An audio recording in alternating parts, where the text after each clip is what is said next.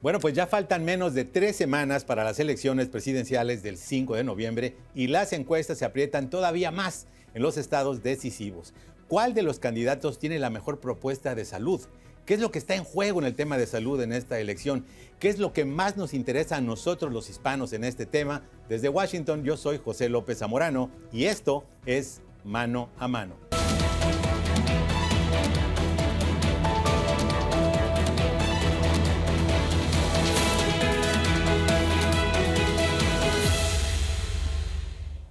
Muchas gracias por acompañarnos en una nueva edición de Mano a Mano, un programa de conversación respetuosa sobre los temas que más nos preocupan y nos ocupan a los hispanos que vivimos en este país. Estamos hablando de salud, de economía, migración y mucho más. Nuestro objetivo, lo hemos dicho, es que nuestra comunidad emita un voto bien informado en las elecciones de noviembre. Nos pueden enviar sus preguntas y comentarios a nuestra página de la Red Hispana en Facebook. También pueden seguirnos en YouTube, en X, antes Twitter, en Instagram y en inglés en nuestras páginas de We Are Latinx y Melanin Thriving. Bueno, y hoy tenemos un programa especial. Nos acompañan en Mano a Mano la doctora Ligia Peralta. Muchas gracias, doctora. Gracias. Investigadoras de MIT, y también el doctor Carlos Manuel Indacochea. Él es analista y especialista en temas de desarrollo. Gracias a ambos por estar con nosotros.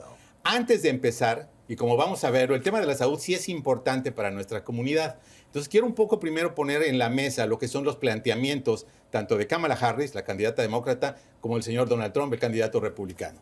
Y vamos a ver aquí la posición de ellos. La de Kamala Harris es muy clara, apoya el derecho de la mujer a decidir sobre su cuerpo, se opone a eliminar la ley de acceso al cuidado de salud, ley asequible, propone reforzar Medicaid y Medicare, algún día que pidió Medicare para todos, ahora parece que ya no, promueve el cuidado de salud universal, mientras que el señor Trump tiene una posición un poquito diferente, propone que los estados decidan sobre los derechos reproductivos de la mujer especialmente, sugiere reemplazar el acta de cuidado de salud asequible, no ha propuesto un plan alternativo, considera reducir el acceso de cuidado de salud a comunidades marginadas y está a favor de hacer recortes a Medicaid, el programa para personas de bajos ingresos, y Medicare para personas de 65 años o más. Como siempre en este programa, primero las damas, doctora Peralta, ¿cuál es en su opinión la diferencia o diferencias más importantes de las posiciones de Kamala Harris y el señor Trump en temas de salud?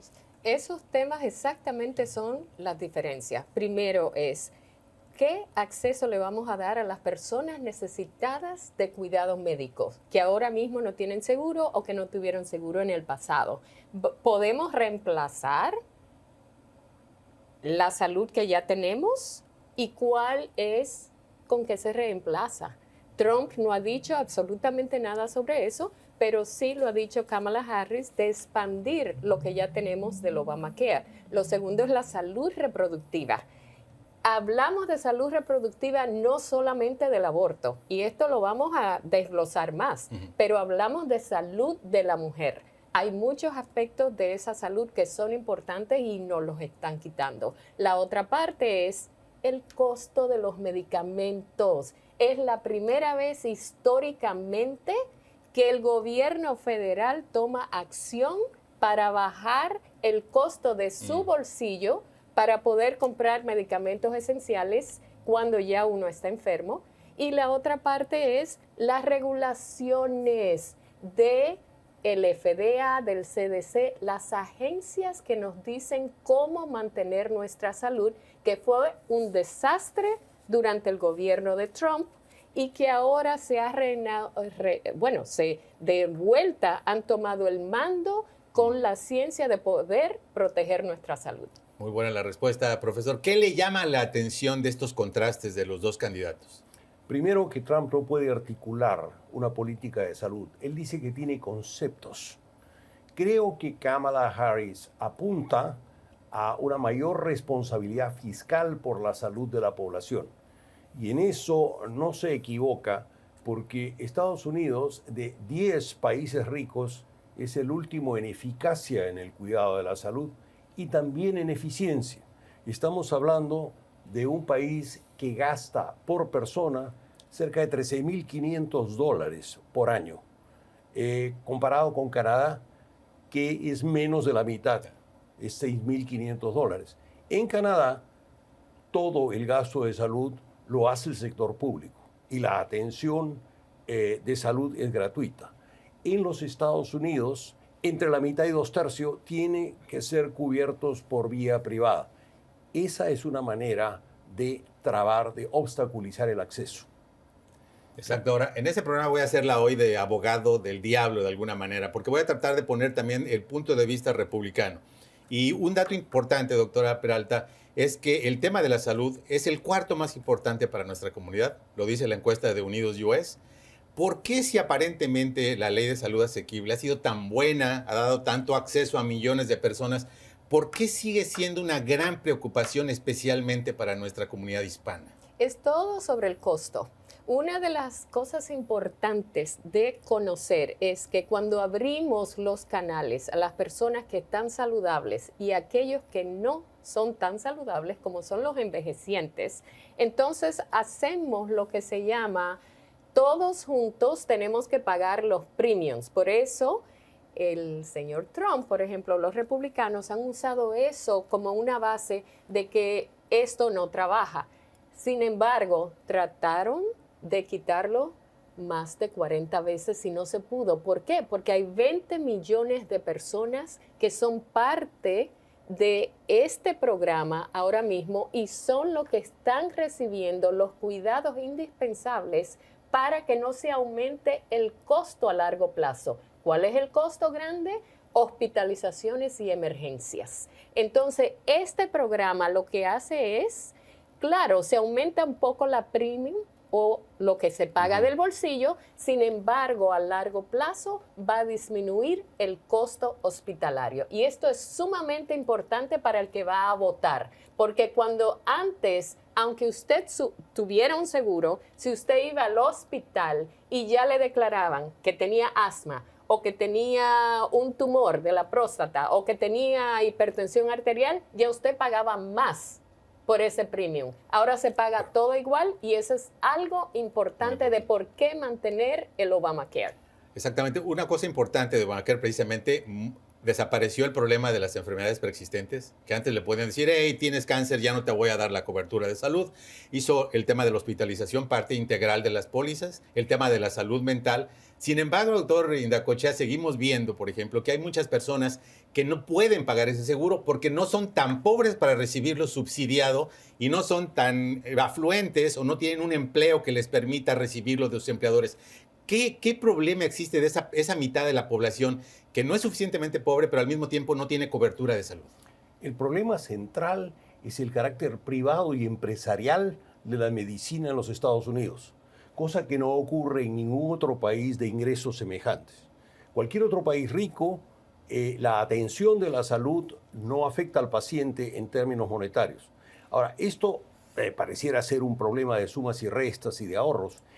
La verdad es que el no tener acceso por razones económicas a la atención de la salud produce muertes y agrava enfermedades y produce entonces cuadros de enfermedad nacional mucho mayores que países de semejantes ingresos. Hay una cosa muy importante. Nosotros lo que estamos trabajando en práctica, vemos nuestra gente de la comunidad que por primera vez tiene su seguro, viene donde nosotros, y le podemos decir de un caso en los últimos 3 meses, o 6 meses, perdón. Es una señora que viene toda edematizada, hinchada, desde arriba hasta abajo, totalmente amarillenta, o sea, que ha cambiado de color. Es una persona que ya estaba con fallo del hígado. No era su culpa, fue una infección que la llevó a tener eso. Y esta persona no solamente tuvo acceso a los cuidados con Obamacare, sino que tuvo acceso a un trasplante de hígado. En la historia de la medicina que he vivido en este país, nunca había podido tener un paciente que se le hiciera trasplante con ese tipo de seguro. Y es un beneficio indiscutible. Ahora, sin embargo, y sigo haciéndola aquí, ojo de abogado del diablo, sé que tenemos un problema real de personas que teniendo su ya tarjeta de seguro de Obamacare, que teniendo acceso a los doctores, no se hacen colonoscopías en nuestra comunidad, no se hace medicina preventiva. Tuvimos una de las tasas más bajas de vacunación de COVID al inicio. tenemos una baja tasa de vacunación del flu, aparte del tema del acceso para nuestra comunidad. Hay un problema cultural de que todavía no realmente entendemos la importancia de la medicina preventiva y de sus beneficios de largo plazo para nuestras familias, nuestras personas. Esto creo que es un problema de información, es decir, no estamos informando a la población hispana en español y en inglés respecto de lo que está disponible y de lo que es necesario hacer. Por un lado eso, pero no dejemos de mirar también el problema de la administración de la atención y del tiempo que tiene la gente de menores ingresos.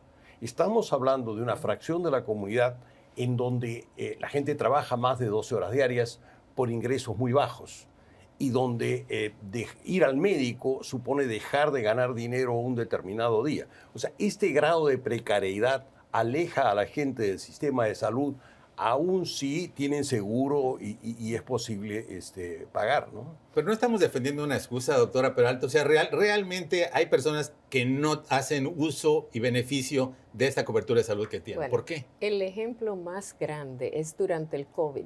¿Qué pasó durante el COVID? Nosotros, los que conocíamos lo que es innovación en salud, usando lo que siempre hemos conocido de una manera diferente, dijimos desde el principio, durante la administración anterior de Trump, que las vacunas debieron ser los programas en la comunidad, porque es lo que está diciendo el doctor.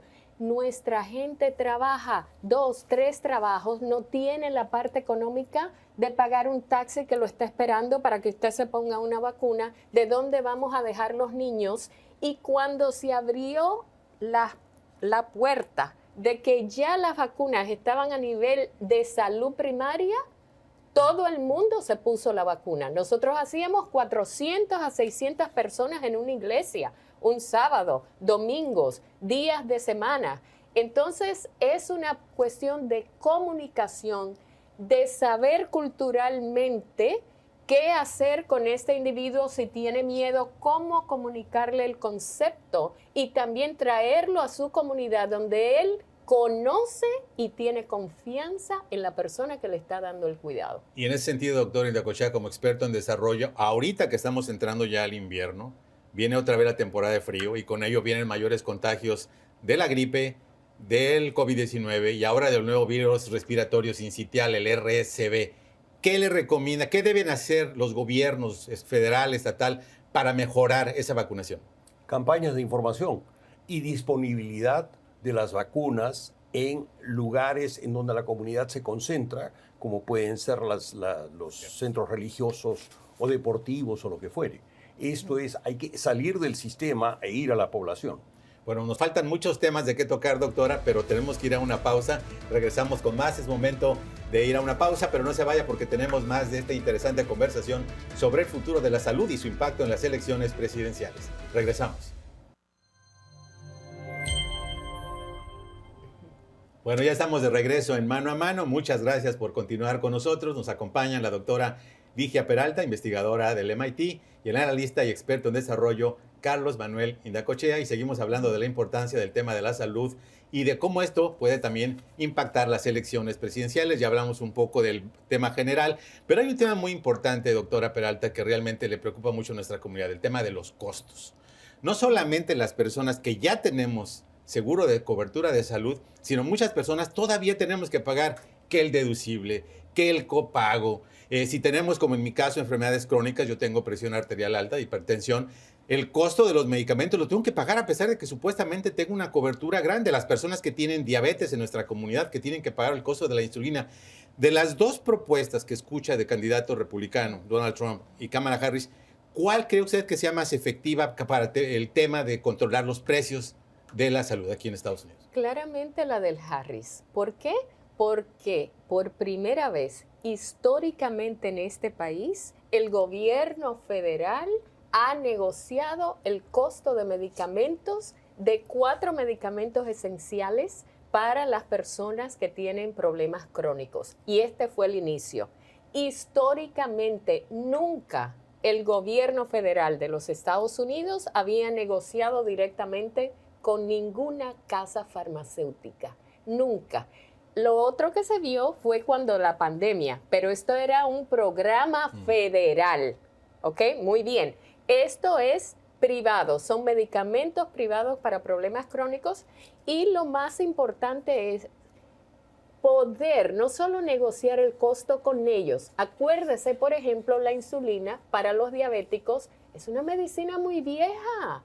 Por años se está usando, pero antes venía en una botellita, tenía que sacarse. Ahora viene en un dispositivo que uno se lo coloca en la piel.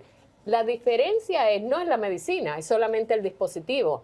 Pero el precio subió de una manera extraordinaria que la persona tenía que pagar de 70 a 100 dólares de su bolsillo para obtener la misma medicina. Sin embargo, ahora se ha puesto en el gobierno federal una barrera de que limite el costo de su bolsillo a solamente 35 dólares o menos. Esto es algo importante porque es histórico, no se había visto antes y es lo que mucha gente temía. ¿Por qué el gobierno se tiene que meter con eso? Es lo que han hecho todos los países. Yo he trabajado en VIH toda mi vida y fue lo que hice en África, Latinoamérica, todos los países de bajo ingreso y de medio ingreso. Y vamos a hablar importante. de ese tema porque es importante la comparación, pero empezando con el tema del costo, doctor Indacochea, ¿hay algo en la propuesta, en los planes, lo que he escuchado de los republicanos, que le convenza que pueden hacer un mejor trabajo para frenar el costo de la salud? Creo que no. Creo que es casi dogmático en Donald Trump y en el Partido Republicano favorecer a los negocios.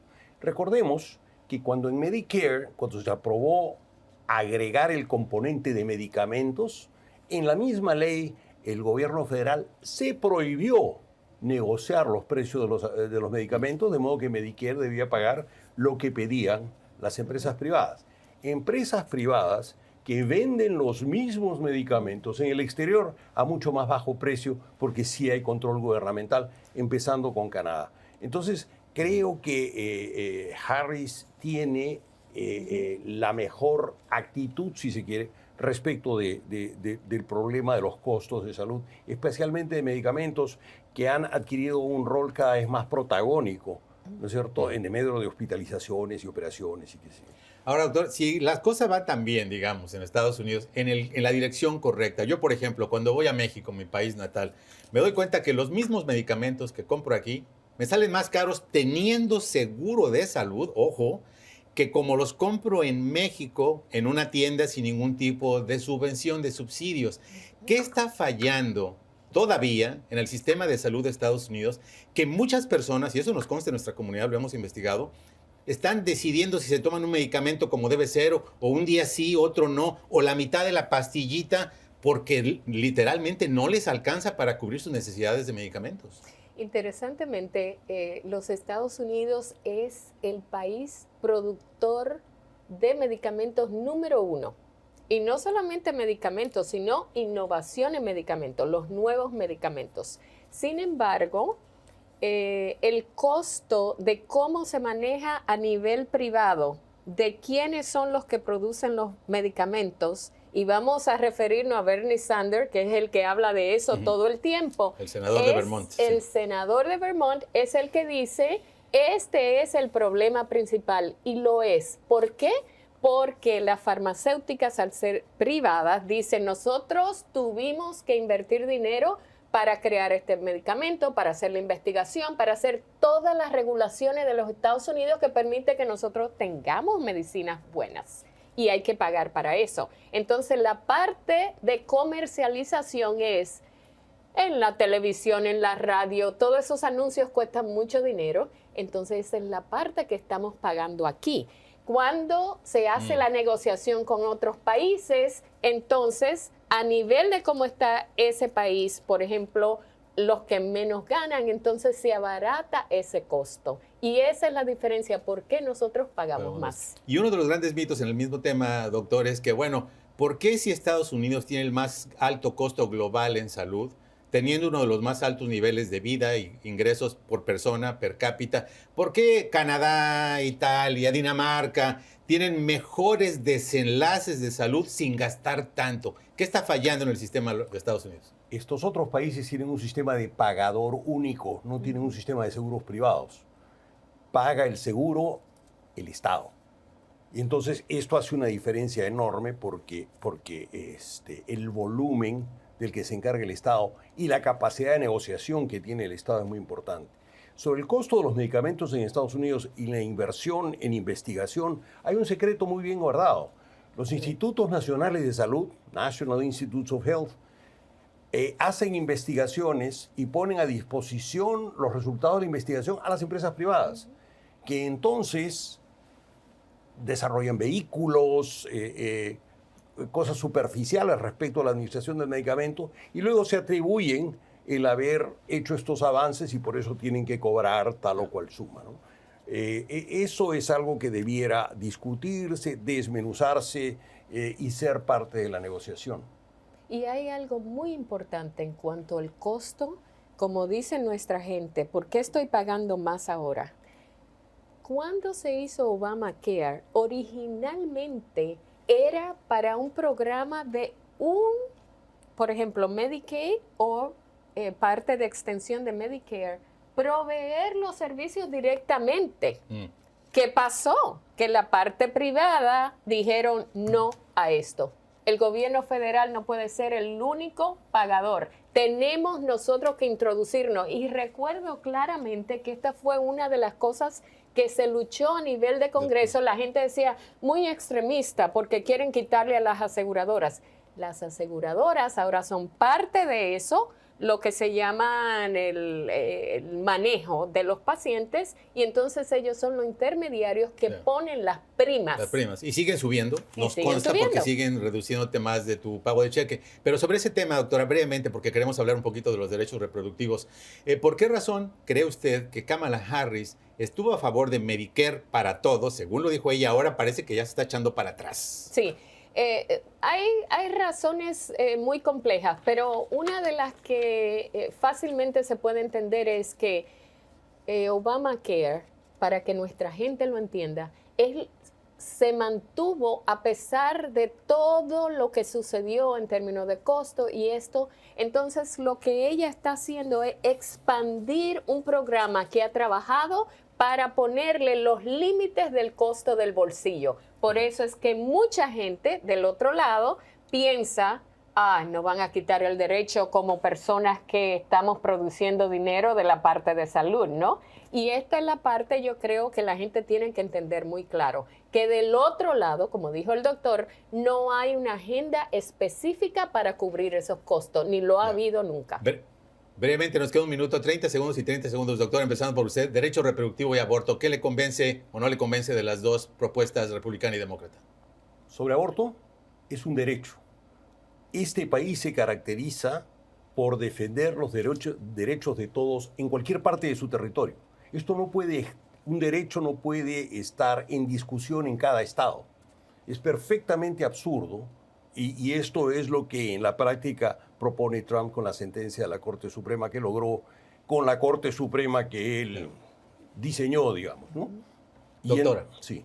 Y que salud reproductiva es más que aborto. Por eso yo le digo a la gente, no pensemos en lo que nuestro corazón dice, en lo que nuestro Dios pensamos que dice. Es más que eso, es la parte reproductiva de poder tener un hijo cuando querramos y poder tener un hijo sano. Esto es lo más importante. Cuando nos ponen barrera para nuestra salud, nuestros niños no van a tener la mejor salud. Creo que necesitamos otro programa para seguir hablando de salud, pero lo digo de verdad, hemos aprendido muchísimo. Gracias a los dos por estar con nosotros. Ligia Peralta, doctor Indacochea, muchas gracias por estar aquí con nosotros, hermano Ana. Ojalá podamos hacer otro programa dedicado específicamente a temas más puntuales de salud. Pero lo que sí está claro es que examinar en detalle las propuestas de los candidatos en materia de salud es verdaderamente crucial, ya que las políticas que se implementen impactarán directamente desde el acceso a servicios médicos hasta el costo de los medicamentos, lo que platicamos aquí. ¿Prometen ampliar la cobertura de salud los candidatos? ¿Qué planes ofrecen para reducir los costos de los medicamentos y las primas de seguros? ¿Cómo cada candidato planea enfrentar las inequidades en el sistema de salud que sabemos todos muy bien en carne propia nos afectan desproporcionadamente a los hispanos? Entender cómo los candidatos planean abordar estos temas, ya sea a través de la expansión de Medicaid, la creación de programas de salud pública o políticas que promuevan la equidad en los servicios, es absolutamente vital para los votantes y que tomen una decisión informada, así que el análisis de estas propuestas de salud de los candidatos es una responsabilidad que no debemos tomar a la ligera. Cada decisión de política pública puede impactar el futuro de nuestras familias. Así de importante es el tema y les agradecemos mucho que estén con nosotros, y a ustedes gracias por acompañarnos en Mano a Mano. Los esperamos la próxima semana con mucho más. Nos pueden enviar sus preguntas y comentarios a nuestra página de la Red Hispana en Facebook, seguir en YouTube, Twitter, Instagram y en inglés en nuestras páginas de We Are Latinx. Gracias. Este programa fue traído a ustedes gracias a la Fundación Robert Wood Johnson. Nos vemos la próxima semana.